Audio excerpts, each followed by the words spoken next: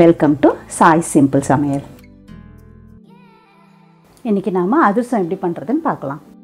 இன்றைக்கி நான் செய்து காமிக்கிறதுக்காக 1 கப்பு மாவு பச்சரிசி எடுத்திருக்கேன். அரிசியை நல்லா கழுவிட்டு 2 மணி நேரம் ஊற வச்சுக்கோங்க.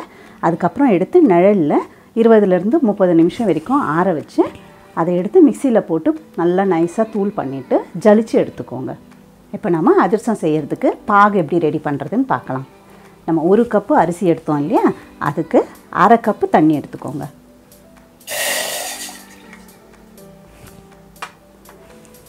அரை கப்பு தண்ணி, 3/4 கப்பு வெல்லம். வெல்லத்தை நல்லா தூள் பண்ணிவிட்டு அளந்துக்கோங்க, அப்போ தான் கரெக்டாக இருக்கும். பாகு வெல்லம்னு கேட்டு வாங்கிக்கோங்க.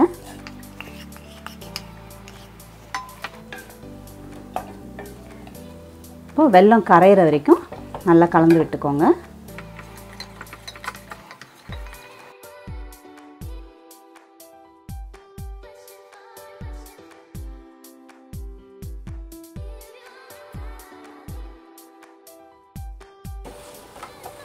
வெல்லம் நல்லா கரைஞ்சிருச்சு.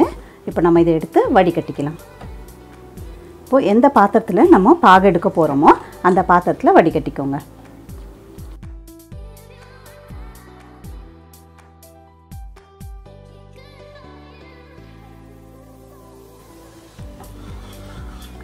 இப்போது இதை கொஞ்சம் ஹை ஃப்ளேம்லேயே வச்சு கலந்து விட்டுக்கிட்டே இருங்க, நம்ம பாகு ரெடி ஆகிற வரைக்கும்.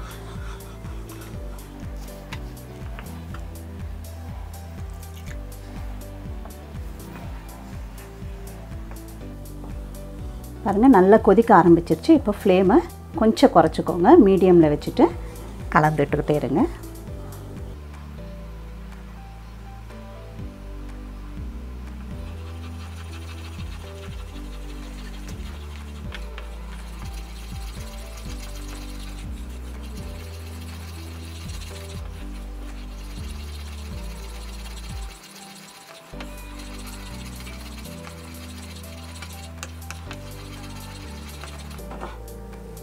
கொஞ்சமாக தண்ணி ஒரு மூடியில் எடுத்துக்கோங்க.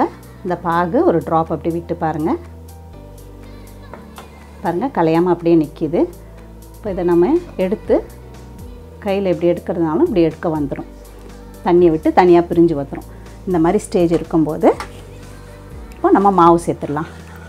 அதுக்கு முன்னாடி கொஞ்சமாக சுக்குத்தூள்,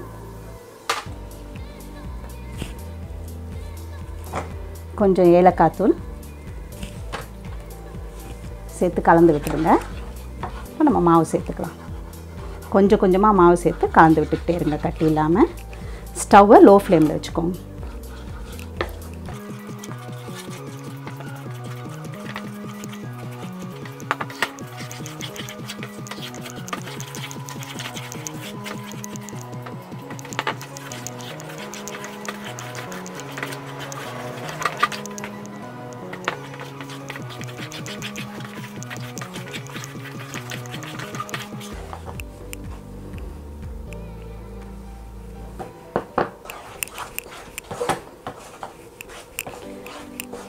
நம்ம மாவை அரைச்சிட்டு வந்ததுக்கப்புறம் உடனே இந்த மாதிரி பாகு எடுத்து கலந்துடணும். அதுக்கப்புறம் மாவை ஆற விடக்கூடாது.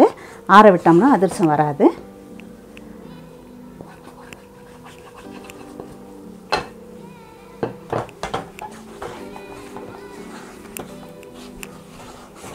மொத்த மாவையும் நான் இப்போ சேர்த்துட்டேன்.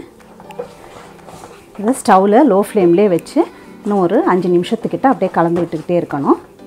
இதுக்கு இடையில் நம்ம கொஞ்சம் நல்லெண்ணெய் சேர்த்துடலாம்.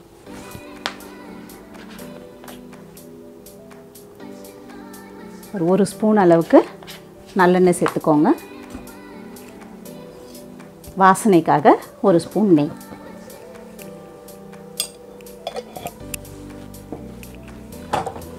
சேர்த்து ஒரு 5 நிமிஷம் நல்லா கலந்து விட்டுக்கிட்டே இருங்க.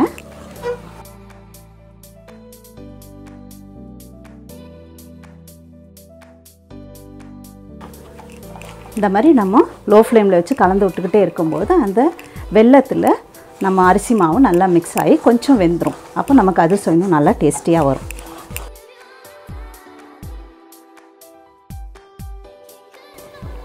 ஸோ இந்த மாதிரி ஒரு 5 நிமிஷம் கலந்ததுக்கப்புறம் ஸ்டவ் ஆஃப் பண்ணிவிடுங்க. இப்போ இதை நல்லா ஆற விட்டுடணும். ஜென்ரலாகவே அதிரசம் செய்கிறதுக்கு இன்றைக்கி நம்ம இந்த மாதிரி மாவு கலந்து விட்டோம்னா, பாகு எடுத்து மாவு ரெடி பண்ணோம்னா மினிமம் ஒரு நாள் கழித்து செஞ்சோம்னா நல்லா வரும். அதுக்கு கொஞ்சம் டைம் கொடுக்கணும்.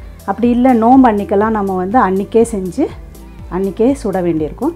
அந்த சமயத்தில் இது ஆறுற அளவுக்கு ஒரு 1/2 மணி நேரத்துலேருந்து 3/4 மணி நேரம் ரெஸ்ட் விட்டுருங்க. அதுக்கப்புறமா பொரிச்சு எடுக்கலாம்.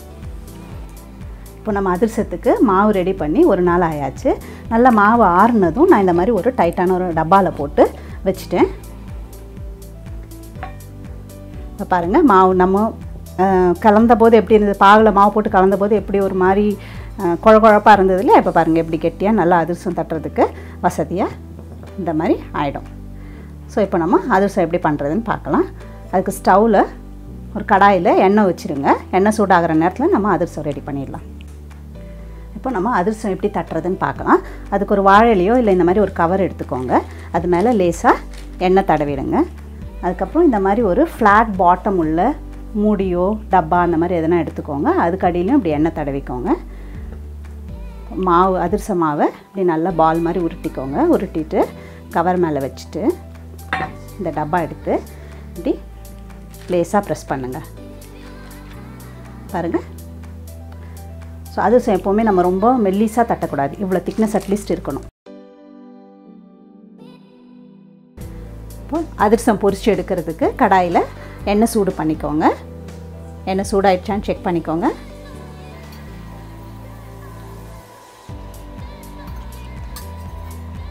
பாருங்கள், எண்ணெய் நல்லா சூடாயிடுச்சு. இப்போது ஃப்ளேம் குறைச்சிடுங்க. லோ ஃப்ளேமில் வச்சுக்கிட்டு அதிரசத்தை இப்போ உள்ளே போட்டுடலாம். நம்ம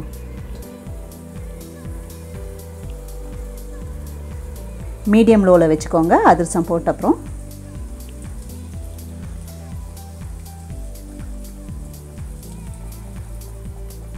பாருங்கள், அதிரசம் தானாக இப்படி மேலே எழும்பி வரும்.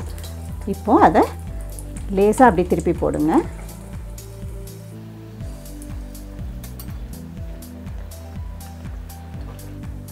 ஃப்ளேம் ரொம்ப ஹையாக வச்சிடாதீங்க, அப்புறம் கருகி போயிடும், உள்ளே வேகாது. அதனால் கொஞ்சம் பொறுமையாக மீடியம் லோலியே வச்சு எல்லாத்தையும் ஒன்று ஒன்றா பொரிச்சு எடுத்துடலாம்.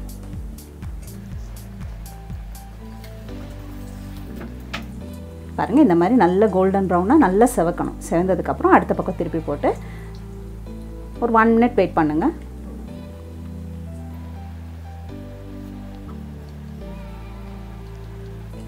திருப்பி பார்க்கலாம். பாருங்கள், இந்த பக்கமும் நல்லா செவந்துருச்சு. இப்போ நம்ம அதிரசத்தை எடுத்துடலாம். எடுத்துட்டு இப்படி இன்னொரு கரண்டியை வச்சு இது மேலேயே இப்படி கொஞ்சம் அப்படி ஜென்டிலாக ப்ரெஸ் பண்ணுங்கள். ரொம்ப அழுத்தி ப்ரெஸ் பண்ணி எல்லா எண்ணெயும் எடுத்துட்டோம்னா அதிரசம் ரொம்ப கெட்டியாகிடும், ஒரு மாதிரி ரப்பர் மாதிரி இருக்க மாதிரி இருக்கும். அதனால் கொஞ்சம் எக்ஸஸ் ஆயிலை இப்படி எடுத்துட்டு இதுக்கப்புறம் ஒரு டிஷ்யூ பேப்பரில் ஸ்ப்ரெட் பண்ணி வச்சுட்டு நல்லா ஆறுன அப்புறமா எடுத்து பேக் பண்ணிடலாம். ரொம்பவே சுவையான அதிரசம் தயார். ட்ரை பண்ணி பாருங்கள். இந்த வீடியோ பிடிச்சிருந்தா லைக் பண்ணுங்கள், ஷேர் பண்ணுங்கள், சப்ஸ்கிரைப் பண்ணுங்கள். உங்களுக்கு அதிரசம் தயாரிக்கும் போது எதனா டவுட்ஸ் வந்ததுன்னா கமெண்ட்டில் நீங்கள் போஸ்ட் பண்ணுங்கள். நான் உங்களுக்கு ரிப்ளை பண்ணுறேன். சிம்பிளாக சமைங்க, சுவையாக சாப்பிடுங்க.